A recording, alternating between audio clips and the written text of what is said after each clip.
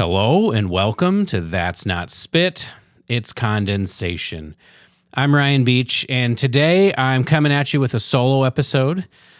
We've had some really great interviews recently that I've been excited about that I think shared really great information, but I wanted to come on here by myself and share some information related to auditions. I know auditions are a big topic that people are interested in, how to prepare and what it makes people successful and things like that. And it makes sense to me why people care about this because it is one of the great outcomes that we can have when working towards a particular goal in a career in music. So if you know me, you know I have sort of a difficult relationship with being in an orchestra. I've had some challenges that were not super exciting to go through. But I can't deny that there are some pretty amazing things about being in an orchestra. Probably the first and most obvious thing is you get to play all this great repertoire, right? You get to play, for trumpet players, at least my things that I loved were Mahler and Shostakovich and Tchaikovsky, and there was Bruckner and Sibelius was always really fun. And sometimes even some of the pop shows could be really fun if you're an orchestra that does that kind of thing. And so there's just great repertoire to play. And then you also get to play with great colleagues, people who are also playing at a really high level. And you get to make music in a way that is just really gratifying. And you get to make that deep kind of level of music where you're making really special moments. And then sort of the practical, pragmatic thing that's cool about playing in an orchestra is you get paid money to play your instrument for a career. And obviously it's not just an orchestra. There's other professional ensembles like military bands and things like that. But regardless, it's really cool to get paid money to do this and to be able to support yourself or to be able to support your family and to just have a good and meaningful life doing something that you're passionate about, that you get to share with other people. I think that's pretty cool. So I understand why people are interested in being in an orchestra, but there's this really kind of unfortunate reality about playing in an orchestra, which is you have to first win an audition. Again, not just specific to orchestras, but to get in professional ensembles, you have to be able to win an audition, and the process of taking auditions can really suck. Sometimes it's a really hard road to go down. If you've been on the audition circuit, you know, if you are listening to this and you haven't taken an audition, let me try to help you understand why auditions suck. The first reason I think auditions suck is they're expensive. My most recent audition I took was principal trumpet in the Atlanta Symphony, and that's like a 2-hour drive from Birmingham, maybe a little further, and I knew somebody so I could stay with them. So part of the reason I took it is because it wasn't going to cost me a whole lot of money to do. On the flip side, I'm going to take principal trumpet in the Philadelphia Orchestra at the end of October, beginning of November, and I'll have to fly up there and I'll have to have a hotel room. And so if I'm there for multiple days, it could easily be between $500 and $1,000. And if you take, let's say, 6 auditions in a year, hoping to nail it, that could be between $3,000 and $6,000 a year just in flights and hotels and eating and things like that, which is not nothing, you know? And then there's a lot of rejection that's involved. I've taken 25 auditions. I know people who have taken more than I have. Obviously, I know people who have taken less than I have too, but I think those people are generally the exception. Most people have to take a lot of auditions before they kind of figure out what's going on. I took 25 auditions. I would say at least 20 or so of those. Well, I've only won 2 auditions in my life, and I got a trial for a third. So even if we use that as a metric, that means 22 to 23, depending on how you look at it, were outcomes where I was not chosen. I was rejected, if you want to think about it that way. And that's hard. You know, I took 8 auditions over, no, sorry, what is it? Yeah, 8 auditions over 11 years between the time I won my job in Alabama and when I had the trial week in Atlanta. And that's just an exhausting, very exhausting road to go down when you get rejection that much, and it can start to seep down and erode your confidence. And that kind of plays into the idea that all of this rejection and failure, it just can burn you out. You can get to a point where you're like, is it worth it for me to spend all this money just to have them tell me no again after, 5 minutes of playing? And can I deal with this? Can I muster up the willpower to put everything I have into it? I just think it's hard. It's a really hard road. But the thing about it is that the reason that people struggle with auditions is not necessarily just because auditions in and of themselves are hard. Yes, there's a lot that's out of your control. What the committee's preferences are, who else shows up to this audition, like whether or not they ate lunch before your audition. Although there's things that are way outside of your control. But a lot of people just don't understand how to develop the skill of auditioning. Right? So it's a skill in and of itself to learn how to audition. Some people might think you should just do what you do in the concert hall, on the stage, and just hope for the best. I don't believe this, because there's so much about an audition that's so different from playing a concert that you really have to prepare in a little bit different way, in a little bit more methodical way. And if you don't understand the skill of auditioning, it's going to be hard for you to win an audition. And so this kind of stands in the face of like what I would say maybe is like common thought processes, right? Like it's not about how good you are at the trumpet. Sure, that's like a component we're going to talk about, but there are so many great players that can do jobs that they are auditioning for, and they don't audition well, so they don't advance to the finals or they don't win. There are other players who, because they don't understand the process of auditioning, they just take their process that is kind of working for them and they just try it over and over and over and over and over again. They're playing the numbers game, right? And they're just hoping one of these times it's going to hit. And instead of taking a step back and looking at their process and seeing what they're lacking, they don't want to mess with something that might work. And instead of like taking a step back and really investing and changing things up into something that has a better chance of working.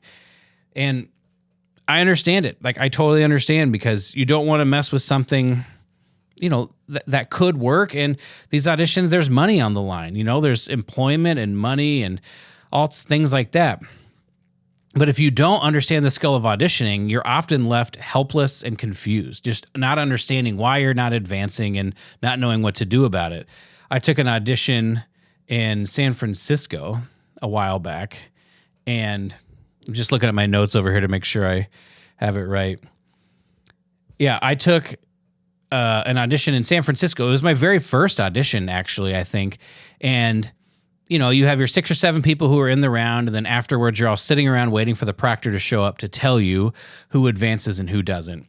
And I was in the room, and somebody came in after they finished their round that was in my round, and he said, well, I played basically a flawless round except for Petrushka. I just messed that up. And if they don't advance me because I messed up Petrushka, then they're crazy. Basically being like, why would the committee not advance me? I played so well. Well, what ended up happening was he didn't advance, and I ended up advancing in that round. Or maybe this was my second audition. I think it was my second audition. I ended up advancing in that round, and I know I didn't play perfectly. And so one of the skills that you don't need to worry about to win an audition is playing perfectly. And if you don't believe me, just go back and listen to a podcast episode I released a while back about my experience auditioning for Atlanta.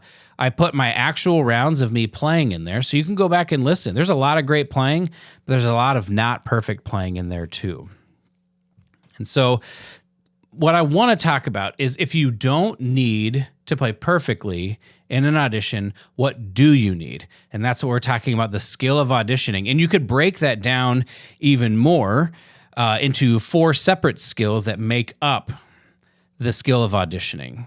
And these skills are incredibly high leverage activities. You spend your time working on these things, it's going to pay dividends.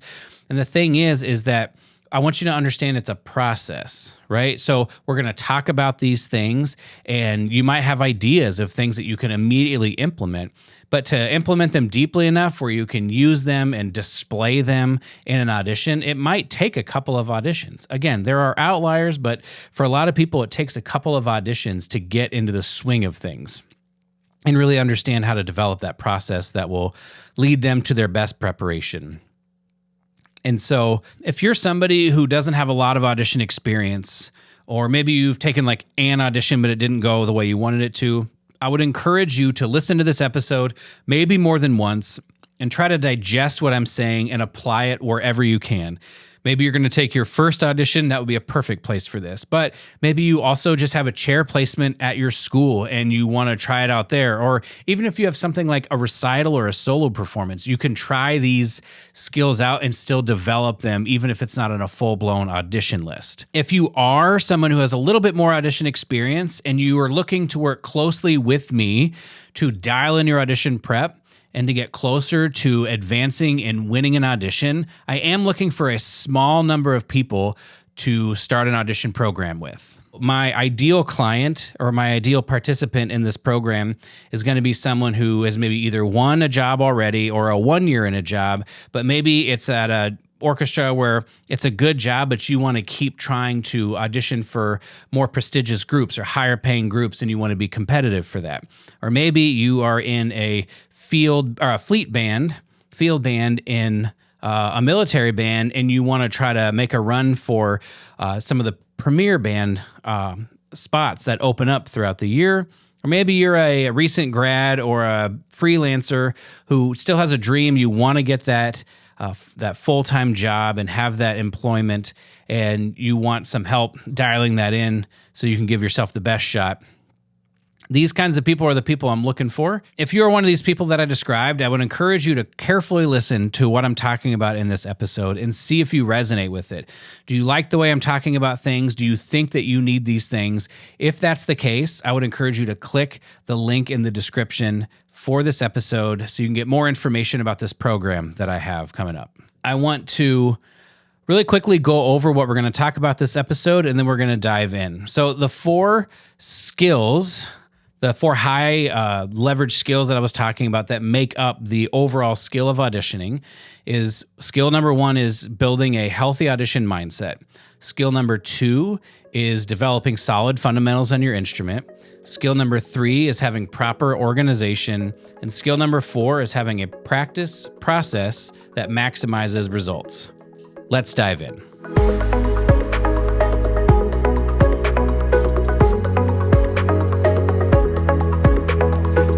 So to start, we're going to talk about skill number 1, which is developing a healthy audition mindset. Now, the reason we're starting with this is because I think it's the most important one, as everything else you do will flow from this particular skill. And also, I don't see a lot of people talking about it. And so I want to make sure we cover it so you can understand why it's so important. There are 2 components to me of developing a healthy audition mindset. The first is to have the belief that success is possible. And number 2 is to basically define who you are and what your values are as a player or as a practicer and things like that. To tackle this first one, belief. There are a lot of players who are willing to put in the work. They spend enough time doing it. They're trying their best to practice the best they can. They want to make a musically impactful audition on the committee, but they still aren't finding the success that they want. And I would probably argue that one of the places that they have left to look is being honest with themselves about whether or not they believe it's possible to win. You're doing all of this work, but if you don't believe it's possible to win, like that is holding you back for sure. So a way to think about this in a small scale is if you say to yourself, these are thoughts I'm sure I've had, I know I've had, and you have probably had, something like, I can't multiple tongue, or upper register is hard for me, right? If you say something like that to yourself, I want you to sort of think, how hard are you going to work to fix these things? You may want to practice multiple tonguing, right? And you may want to work on your upper register, but are you really going to dig in the way that you need to solve these problems? Or are you going to let a certain level of, it's whatever by because you don't think you're good at it or you can't do it? Like those limiting beliefs that I can't do this, you don't believe it's possible, is going to affect the way in which you tackle your work. And at worst, it might actually prevent you from working on it altogether. You might say, working on multiple tonguing makes me feel so bad, I don't want to work on this at all. So if you go much bigger with the idea of auditions. If you say to yourself something like, I'm not good at auditions, or I always, make too many mistakes in auditions, the way you prepare is not going to be the same way as someone who says to themselves, I have every chance to win this audition. My experience with this is in what I told you earlier, where I said I had taken 8 auditions over 11 years and not advanced. Each time that happened, I believed a little bit less that I could do it, right? Each time I would come back and be like, maybe this is going to be my last audition. I just don't think I have it anymore. I don't know how I used to be so successful, but now it's just gone. And I really lost a lot of that belief. I remember a story. This was earlier on in those string of auditions, but I auditioned for the National Symphony Principal Trumpet Audition, and this is the one that Billy Gerlach won. This might have even been before Alabama. I can't remember, but it's emblematic of how I was and where I was. This was definitely right after I didn't get tenure in Indianapolis. So I wasn't in a good place. I took that audition. I didn't advance. Billy won the job. I ended up hanging out with Billy afterwards. Super nice. It was a great hang. Nice to get to know him. And then I texted Barbara to say, hey, Billy won national. I don't know what you're doing at Rice. She was at Rice at that point. I studied with her, Barbara Butler at Northwestern. But she was at Rice at this point. I texted her, I don't know what you're doing with your students, but it's amazing that they're able to win jobs like this. It's pretty cool. And she texted me back, Ryan, you are part of our trumpet studio and our history. She saw me as I'm one of those people, but I did not see myself that way. And working on my mindset, I consciously worked on it for my audition in Atlanta. And I did walk in there believing that it was possible for me to advance and to win, and even to win the whole job. Even though I didn't win the job, it did not shake my belief that I could. And so the way that you want to deal with this, the way you want to build belief, a lot of people might think it's just writing affirmations and just saying nice things to yourself. And I think those things can happen, but I really think where true belief is built is seeing yourself regularly do the thing that you want to be able to do. What I mean by that is, in an ideal world, we would be able to see ourselves be successful at audition after audition after audition. This would instill that, of course we can do it. We've seen ourselves do it. But before that first outcome, you need tons of opportunities throughout your audition process to see yourself be successful. And that is why all of these other skills that we're going to talk about are so important. They all contribute to setting up a scenario in which, regardless of the outcome, regardless of what will happen at the audition, you have belief that you can sound your best and you have belief that you can be competitive. So that's the first one, is believing that it's possible. And the belief comes from seeing it in your own practice over and over again. The second component that we talked about was knowing who you are and what you value. If I asked you right now some questions like, what are your strengths as a player? Or what are weaknesses that you would want to develop through the process of auditioning? Or what would you want the committee to think when they hear you play? If you don't have answers to these questions right away, obviously that's fine, but I would argue that getting answers to these questions would make your audition process so much better, because you would have such mental clarity on who you are and what you're trying to show to the audition committee, making it easier for you to make sure you're doing that and building towards that in your audition process. And so the way you would build this is just to answer some of those questions, and especially that one, what do you want the committee to think of you when you're playing? For me, when I was doing Atlanta, I wanted them to think things were easy, things were musically compelling, and things were confident. So then when I was going through my audition process at home, I was constantly listening for those qualities. And when I didn't hear those qualities, there may have been other good things about it, but I needed to ask, okay, how do I make sure I bring those qualities in? Because if you do it enough, over and over and over again, what's going to happen is you're going to get comfortable doing that. And then you're going to know exactly how to play in an audition for the committee to hear what you have to say. So instead of going there and just trying to play well and hoping for the best, you get a committee that goes, we understand what this person's musical voice is. And that, on the committees I've sat on and the people I've talked to, that's an incredibly attractive thing. When someone has a voice, they know how things go, and they can consistently demonstrate it. So this is the first skill, getting your mind to a healthy spot for audition preparation. I think if you don't do this, it will be to your detriment, right? Because as we talked about, your mindset, I guess, is going to affect everything. It's going to affect what you believe about yourself. It's going to affect the way that you work. It's going to affect how you tackle problems. It's going to affect whether or not you reach out for feedback from, you just want to play for somebody, or if you reach out for a coach. If you think you're bad at auditioning and you don't see the point in trying that hard, you're not going to reach out to a coach. If you see yourself as someone who has the potential to win an audition someday, but you realize you're going to need help getting there and you're willing to do whatever it is, that person is going to be way more willing to reach out to a coach and say, or a teacher and say, hey, I need some help with this. How would you help me?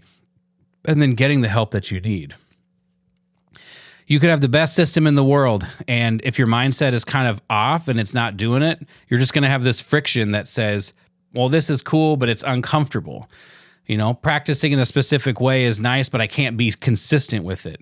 And maybe you've experienced that. I've had many people say, I am not as consistent with my practice as I would like. Well, that's not a problem with practicing. That's a problem with how you see yourself. And hopefully now you have some ways to address that. So I'll sort of close this section with a quote from the book that I read that really influenced most of this discussion. It's called With Winning in Mind, by an author named Lanny Basham. He is a gold medal winning Olympian in rifle shooting. And in his book, he talks about your self-image, and he says you cannot outperform your self-image. So all that means is however you see yourself and what you're capable of, that is the maximum that you're going to be able to do. So it's important to address this, to be honest with yourself, so that you can open up more progress simply by just thinking differently.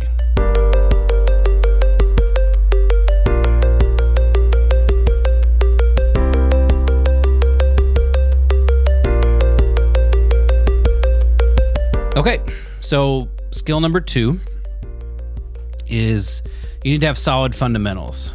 Now, this may seem obvious, but it's important to go over, and I want to give you some ideas of what I mean when I say solid fundamentals.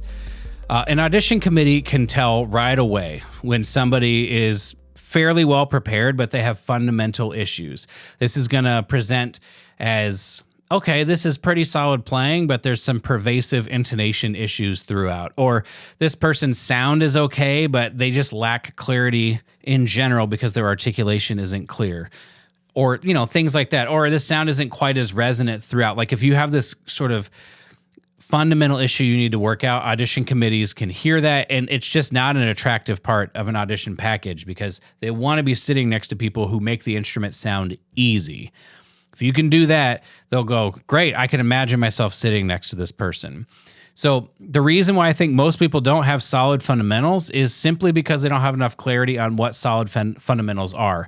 And I don't necessarily mean, you got to have a good tone and articulation and low range and upper register and dynamics. Like we can sort of name these categories, but if I asked you, what is your goal for these categories? If I said, what do you want for a tone, for your tone? A lot of people might say, well, I want a good tone. And then if I say, well, what do you want for your upper register? Somebody might say, well, I don't want it to suck. And then if you say low register, it's like, I don't want it to feel bad, Like those are things that you are feeling, and they're at least maybe a good first step, but there's no clarity in there. And if you don't have any clarity, it's really difficult to know which direction you're going in, right? This is why the first pillar of the GOLD method of practice organization is your practice must be goal-oriented, because it leads to everything. Giving clarity on goals makes your ability to develop your fundamentals, it just makes it so much easier, okay? So the way you fix this is to begin by defining these things. So I'll give you a few examples. For tone or sound, instead of saying I want to have a good sound, I would say I want a clear and resonant sound, or I want a beautiful sound, or a shimmering sound, or a vibrant sound, or a focused sound. Like, these adjectives can help give a little bit more clarity. In the most ideal world, you just like have that sound etched in your head, but being able to have some sort of describing word to ground you can help you get started, at least. Then what you want to be able to do is, well, we'll talk about this in the organization part a little bit, but you want to set up a system in which you can be successful doing this, right? So that you can start to develop some of this consistency. And then you just apply these words and these ideas and these sounds to the excerpts. So then when you're trying to play pictures at an exhibition, you're not just trying to play some nebulous sound. You can say, I want very clear articulation. I don't want to force the sound, and I want to play with a nice, stable sound, right? Okay, cool. Now that's like a very descriptive thing that you can listen back for on a recording when you have that kind of quality. And so then, again, you're applying these fundamentals to the excerpt, but we want to build them separately from the excerpts because it's better in fundamentals. When I do this with my clients, what I often do, well, before I do that, let me give you a few more examples. For upper register, instead of saying, I don't want it to suck, you might say something like, I want my upper register to be an extension of my middle register so that things are feeling the same and I can have a lot of support in my corners and, enough air, support to be able to be successful. And the lower register, instead of saying, I don't want it to feel bad, you might say something like, my low register works best when when I keep everything focused and I don't drop my jaw, right? You put some words to what makes you successful, and it's a lot easier to recreate it. When I do this with my clients, there are 3 main healthy habits that I go over first. These are habits that I have observed all great trumpet players having. And so to me, it's a non-negotiable, and this is why I start here. The first one is getting a full breath without tension. We want a full breath so that when we release air, we have a nice supported airstream and we're not barely breathing and squeezing the sound out or over breathing. Actually, when we say full breath, we don't need capacity breath. We want somewhere in the middle where we feel like we're nice and supported. And then without tension means no tension. Obviously, we don't want that tension to creep into our sound, and we also don't want it to affect our flexibility or anything like that. The next habit is having a clear and coordinated articulation. So the definition of that is clear, meaning that there's no air in front of the note. It's not a thuddy articulation, but there's a nice ping, right? This is something I admire in players like Håkan Hardenberger, where when I listen to him, his musical statements jump out at me, but also I just kind of like listening to the way he releases notes. There's just that beauty in the way he does it, or that refinement, and I think there's a lot of really attractive qualities to players who can produce that kind of articulation in terms of refinement. And then coordinated, Håkan's got this in spades. All great players do. It's just that person is in control of when they release the sound. There's not anything weird. They take a breath and they release exactly when they want to. And then the third habit is a consistent and energized airstream. Now, you could argue this is the most important one, but consistent and energized, it's just consistent. It's pretty obvious. The air does not stop.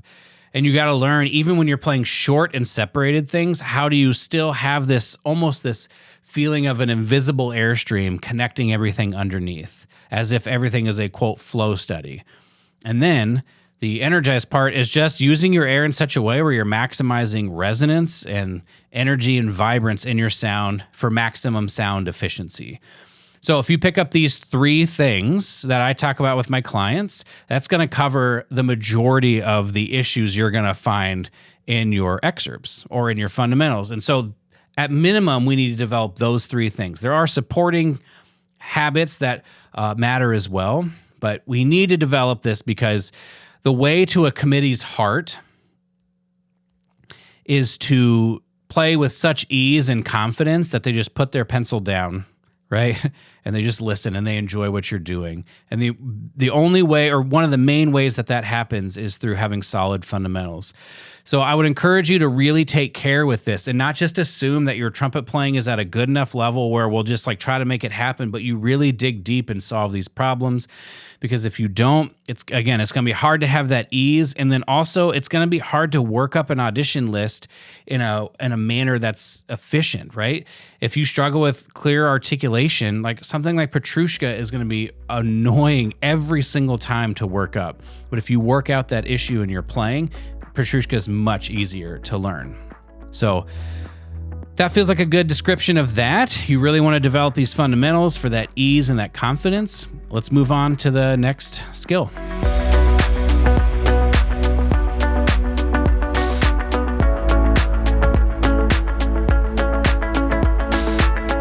The third skill that we're going to cover is my favorite, I think. It's proper organization. I feel that my approach to organizing lists is very unique, and I have developed this over the course of time because I perceive that as I got more organized in my playing, it unlocked new levels of consistency and just confidence in my approach. So there was a time where I was less organized, I was a little more improvisatory, and I was doing well. I had won jobs, but I felt like I was struggling to get to a next level of consistency where, I would be able to be competitive for, a job like Atlanta or something in that tier. I was struggling to do that, as evidenced by I wasn't advancing. So learning my organizational methods or developing them has really transformed my playing, and I've seen it transform the playing of my clients as well. And I'm going to share with you kind of the four main ways that organization does this. The first is that it helps you manage feelings of being overwhelmed, especially for an audition. Could be for recitals too, but for an audition, you often have 30 or 40 or more excerpts. I think the Philadelphia list might be over 50 excerpts when I counted them all up. And that can be daunting to look at and say, how am I going to tackle this? And many players won't. Many players will look at that list and say, that's not even worth my time. Not because I don't think I could play well, but because I don't know how to tackle that many excerpts. It's a barrier for some people. And so being able to look at a list and say, okay, I feel confident I can break this down. I can schedule things out in a way where it's all manageable for me.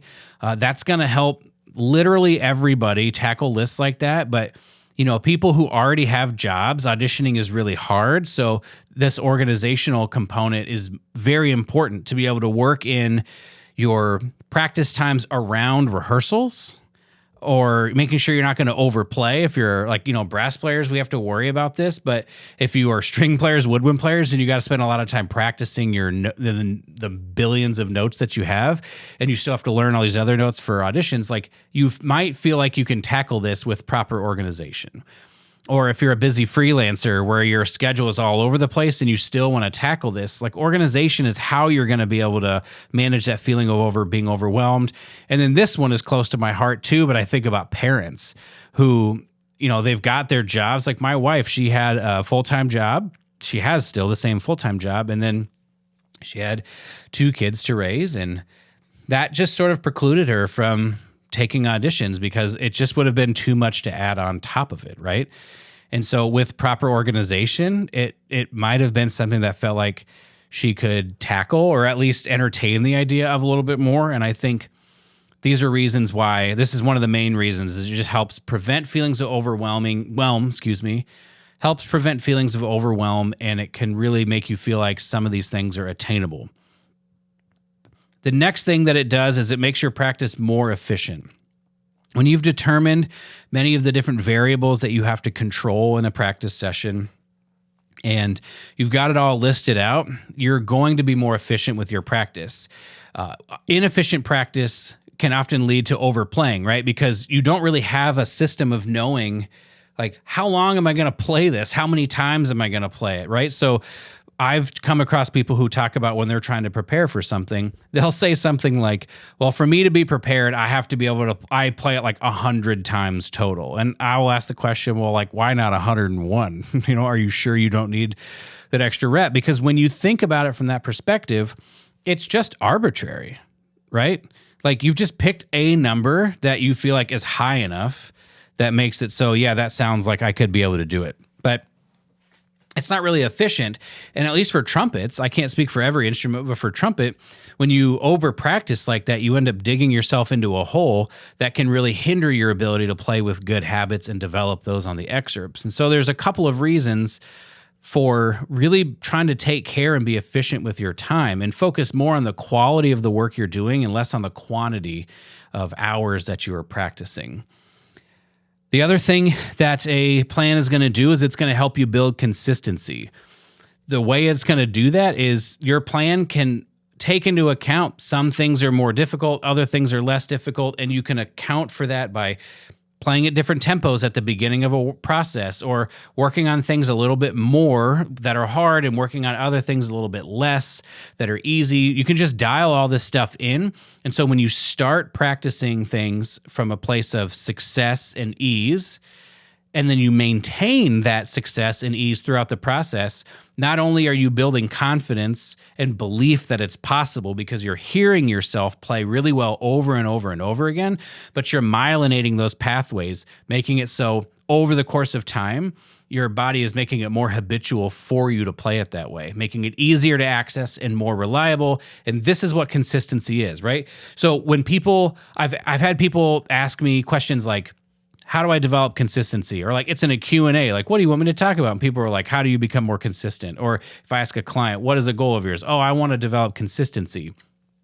My definition of consistency is that it is a byproduct of right practice. If you've got good structure and organization, consistency happens as a byproduct for that. You don't have specific exercises that are going to make your trumpet playing like magically more consistent. You just have to be consistent in your trumpet practice. Again, your brain myelinates those neural patterns, and over the course of time, things get easier, things get more automatic.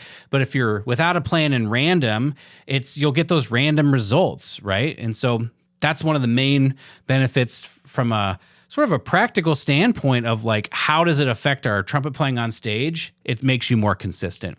And then finally, the fourth thing that structure really does to help is that it reduces cognitive load or decision fatigue, if you want to think about it that way. Off of the top of my head, here are things that I can think of that you need to consider when you practice. You need to know what you're going to practice, how fast or how slow you're going to practice, how long you're going to practice it. You need to decide if you're going to journal and what you will journal. You need to decide how you're going to break things that are difficult down and improve upon them. You need to decide, those are, again, off the top of my head, I had more written down, but there are so many things that you need to decide in a practice session, and all of these decisions take away our attention and our focus. And we only have a finite amount of this. You can look this up. There's research behind this. And so we want to save our attention and our focus for the most valuable activities that we can be engaging in. In my opinion, those valuable activities are, how do I take the data from a recording and figure out what I need to work on? And then how do I break that down so I can find a better plan and then putting it back into context? What I'm talking about is what we're going to talk about in the next skill about developing a process of practice. That's the most valuable work we can do with our focus and our attention, is how are we actually getting better? So that means when I write programs for my clients, I'm writing programs that tell them what to practice on which days, how fast to practice it, how many repetitions to practice it. We're talking about how to include recording into this. We talk about journaling and what to journal. There's so many decisions that are already made for them that it feels like they're almost running a program, like a literal audition program. I just do this and then I do that and I do that. And what they're concerned with is not, okay, what do I want to do now? It's, how do I get the most out of my work? So this is a super exciting one for me because, like I said, I just feel like this has made among the most impact in my playing. And this is why I made the gold method of practice organization. If you are not aware, I created a Skool community, and inside that community has a free masterclass on the Gold Method of Practice Organization. It's like 45 minutes long. It's got downloadable things. So if you want to know my organizational principles so you can start applying them in your own practice, go ahead and click the link in the description, join my Skool community, and you can check it out there. So just to recap, make sure we are on the same page.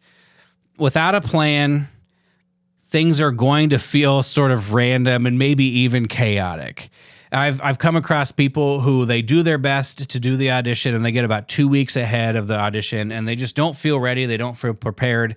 So they talk themselves out of it, right? They say, I'm not going to go to this because I'm not ready. With an audition plan, it's so much easier because 2 weeks out, you know exactly where you are and you know what kind of work you're going to do for the last 2 weeks. And there's one person in particular I'm thinking of.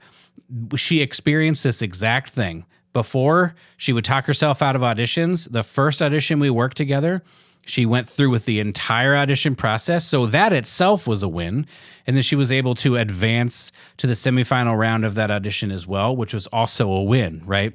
So sometimes you just got to go through it to really experience those benefits. And I just think with a plan, you're following this plan, you have everything laid out for you. It's just less stressful and you just see more progress in the end.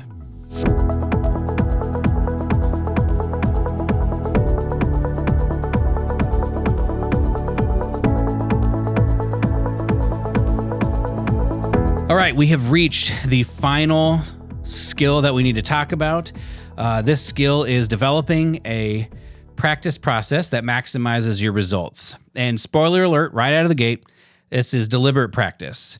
Deliberate practice has scientific research and evidence behind it to show that it is the most effective method of practicing when improvement is your goal. And so we're going to talk about deliberate practice and why it's so important, because it's kind of this thing where, you know, if you have 3 out of the 4 of any of these skills, you know, if you have good fundamentals and you have a good plan and you know how to practice, but you don't have belief, it's going to be hard. If you've got belief and you've got a good plan and you've got deliberate practice, like maybe you could argue you had weak fundamentals, but like that, to me, that's like, that wouldn't be the thing. You would just need more time. But with this system right here, it's like without deliberate practice, it will be very difficult for you to musically refine the excerpts to the level that you want, to feel like you went through this process and got better, right? So we're going to talk more about the musical part of it in a little bit here, but I first want to just cover what is deliberate practice and where it came from, because I've asked clients and other people, when I say, what is deliberate practice, what do you think? And often people will say, oh, well, I think it's probably very focused or very intentional. And I'll always say those things describe deliberate practice, but they in themselves are not deliberate practice. So this term came from a researcher, psychologist. I think he's professor of psychology at Florida State University. His name is Anders Ericsson. And in 1994, he wrote a paper called The Role of Deliberate Practice and the Acquisition of Expert Performance. And essentially, he's writing a paper saying, like, how does this deliberate practice, how does that help people, or how does that affect, like, how quickly they gain expertise? Because essentially the point of the paper was, like, how do people become experts? And he proposed deliberate practice as the best way. And so then there were more experiments done, and he did an experiment in that paper that I think is really interesting for a couple of reasons.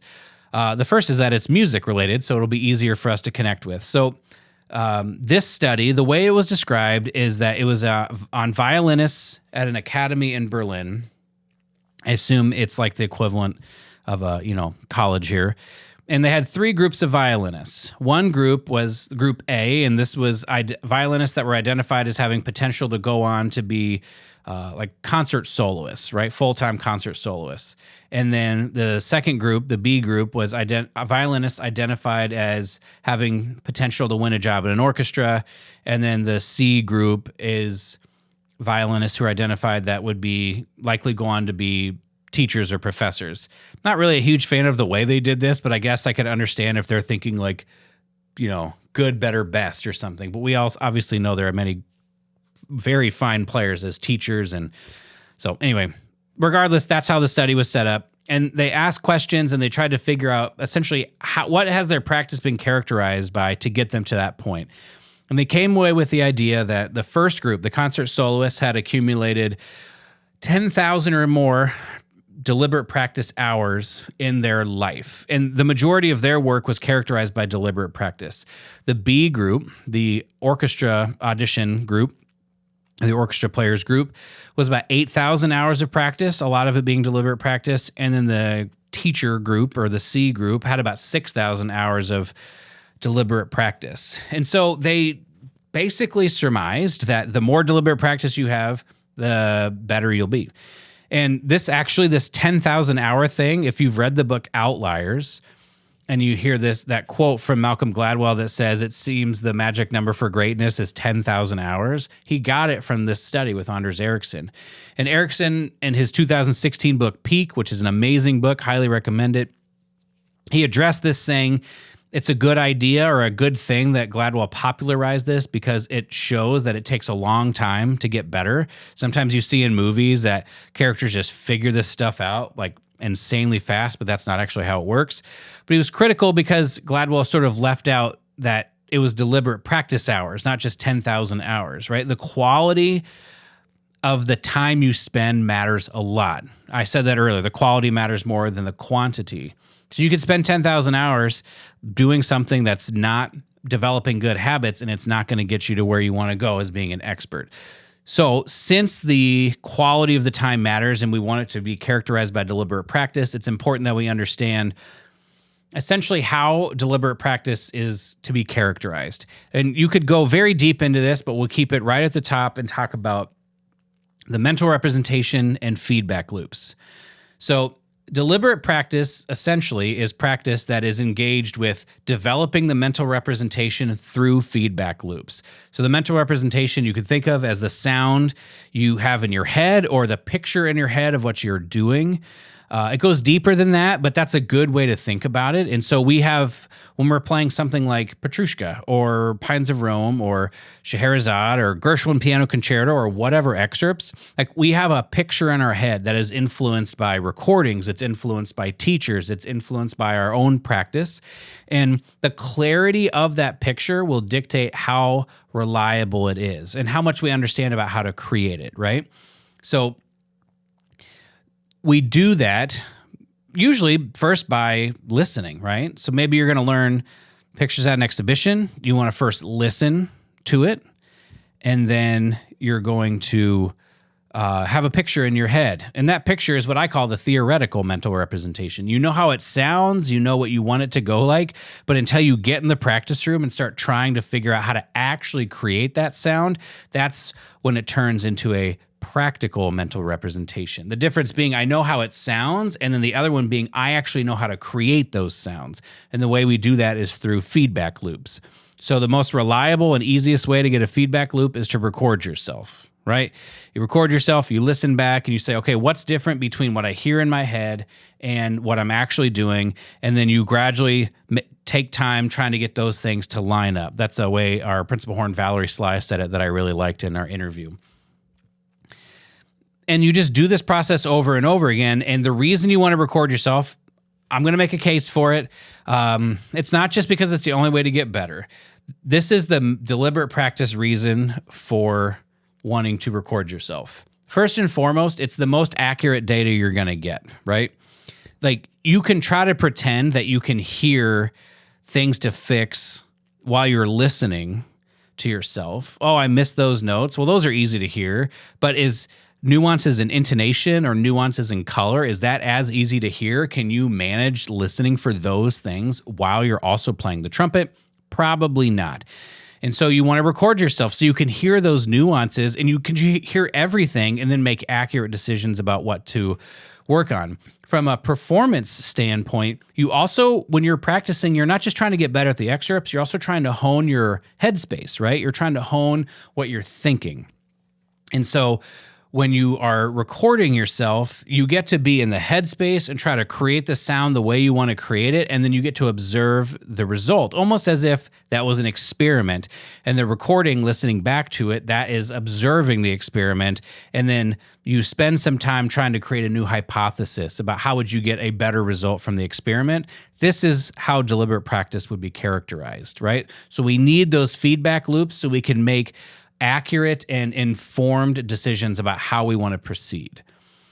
The other form of feedback that is better, it's the best form of feedback, is from a teacher or a coach. And the reason why is when you listen to your own recordings, you are assessing it with your mental representation. And so you can definitely get better, but there's going to be more trial and error and it's going to take you longer. It does not mean you can't get there. It just means it will probably take longer when you're on your own.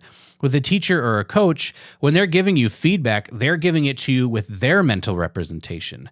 When I studied with Barbara at Northwestern, she would say, my job is to put my ears on you. So I now then am listening for what she's listening for, right? She's giving me her mental representation. That makes it so then when I go into the practice room and I listen to recordings, now I'm listening for what my teacher is listening for. And when we're working on solving problems, I have a larger bank of solutions to pull from because they just have so much more experience than I do. So if you can get with a coach or a teacher for improvement in this way, it just goes faster, right? So when there's multiple ways to do it, but those are the two biggest ways to get feedback, is to record yourself and to play for somebody else. All right. So you can practice without deliberate practice. You can practice without recording yourself. You don't have to get feedback from other people. It's just, you're just going to be leaving progress on the table, right? You're not going to be maximizing your results, which if you're fine with that, that's okay. But some of you aren't going to be fine with that. And so that's my recommendation. Really focus on understanding deliberate practice and how to implement it into your work. And again, we talked about from a organizational standpoint, if you've got a great plan will actually lend itself to making deliberate practice easier. You decide which repetitions you're going to record and how you're going to go through the process. It can really aid in deliberate practice if you've got a good system. Two final things about deliberate practice. Number one, if you're somebody who's practicing by just trying something over and over and over and over again, hoping that you're going to get it right, if you happen to get it right, you likely won't know how you did it, right? So repeating it or replicating that result will be very difficult for you.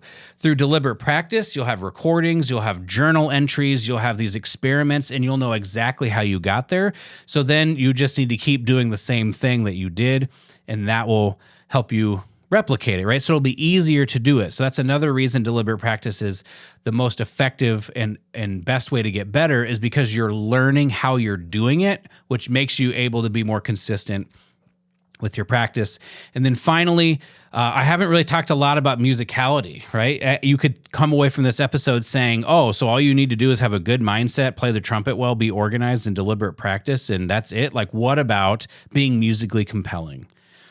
What about telling a story and being able to play with the different styles of the composers? All I'm going to argue is if you've got a developed mental representation, you've got feedback sources like recording and a coach, that will take care of itself over time. Like, you will get better at that because the process of practicing is what will drive that, right? So that's what I meant when I said that this is a high leverage activity, is that it will help you get to that place because you have such a clear idea in your head of what you want that there's just no way over the course of time you won't get there. So I haven't talked a lot about it because it's just wrapped up into that skill. The skill of deliberate practice, the skill of playing the trumpet with good fundamentals, those encompass the application of getting better at the excerpts and being able to make them sound easy. So that's going to be all for this episode. I know it's a lot of information, so I would encourage you, if you feel overwhelmed, to just pick one or maybe two of these skills and just try to implement them, right? Maybe try to make a plan for yourself. Watch that Gold Method course, make a plan for yourself, and then just focus on how to deliberate practice and record yourself a little bit more and just see what happens, all right? Again, if you resonated with what I was talking about here and you want to work with me, to develop these things in your own practice and develop these skills so that you can have better outcomes in auditions, click the link in the description so that you can get more information about that.